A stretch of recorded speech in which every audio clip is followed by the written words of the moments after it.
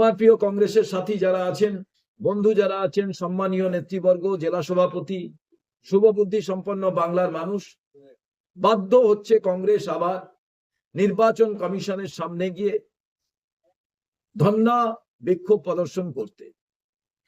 আপনারা জানেন নির্বাচন কমিশন, পশ্চিম বাংলায় নির্বাচন আছে সবাই জানেন, কিন্তু যুদ্ধকালীন তৎপরতায় এবং হড়বড়িয়ে এই এসআইআর প্রক্রিয়া সম্পন্ন করার জন্য যে খেসারত সাধারণ মানুষকে দিতে হচ্ছে, শুনানির নামে যে চরম অব্যবস্থা এবং অবহেলার সম্মুখীন হতে হচ্ছে, তারই প্রতিবাদে 20শে জানুয়ারি সবাই আসুন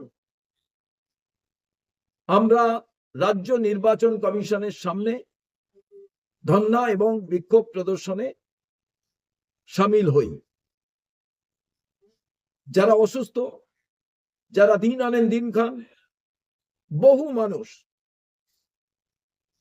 এই শুনানিতে তারা চরম অবহেলা এবং অব্যবস্থার শিকার হচ্ছে। আপনারা জানেন যিনি শুনানিতে যাচ্ছেন কোনো অ্যাকনলেজমেন্ট নেই, তিনি উপস্থিত হচ্ছেন কি হচ্ছেন না, কেন এই ব্যবস্থা থাকবে? এবং শুধু তাই নয়, আমরা দেখেছি অনেক জীবিত মানুষ, তাকে মৃত বলা হয়েছে। কোন কারণে যে তাকে শুনানিতে ডাকা হচ্ছে সেটা তার চিঠিতে উল্লেখ নেই। যদি স্পেসিফিক লেখা থাকে যে এই কারণে আপনাকে শুনানিতে ডাকা হচ্ছে, তাহলে তার কাগজপত্র তিনি নিয়ে যেতে পারেন।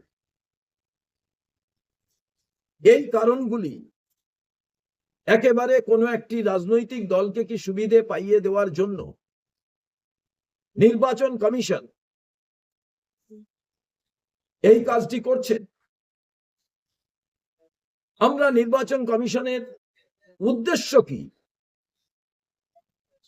এবং তারা সাধারণ মানুষের কনফিডেন্স বিল্ড আপ করবেন, সেটা না করে তারাই কিছু জানেন না, এইরকম একটা অবস্থার সৃষ্টি হচ্ছে, যা নির্বাচন কমিশন কোনো উত্তর দিতে পারছেন।